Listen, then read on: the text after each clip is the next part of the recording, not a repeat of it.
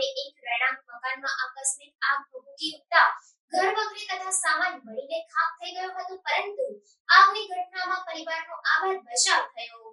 પ્રાપ્ત વિગતો અનુસાર દાહોદ જિલ્લાના ચણાસર ગામના ડુંગર ફળિયામાં આવેલ કસુભાઈ મલાભાઈ ભાભોરના મકાનમાં સાંજના સમયે આકસ્મિક આગ લાગી હતી. મકાનમાં આગ લાગતા સમય સૂચકતા વાપરી પરિવારજનો ઘરની બહાર નીકળી ગયા હતા. આગ લાગવાની ઘટનાથી આસપાસના લોકો દોડી આવ્યા હતા અને મકાનમાં બાંધેલા પશુઓને મકાનમાં લાગેલી આગની ઝપેટમાં આવે તે પહેલા તાત્કાલિક બહાર કાઢી લેવામાં આવ્યા હતા, જેથી આગની ઘટનામાં કોઈ જાનહાનિ થવા પામી ન હતી.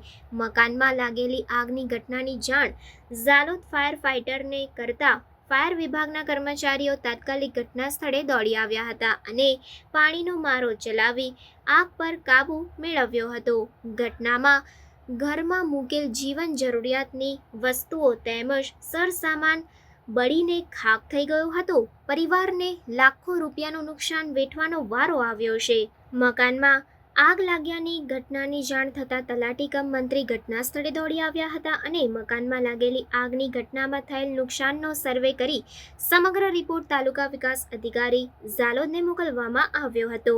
સરકારી તંત્ર દ્વારા સરકારના નિયમ મુજબ અસરગ્રસ્ત પરિવારને સહાય ચૂકવવાની તજવીજ હાથ ધરવામાં આવી હતી.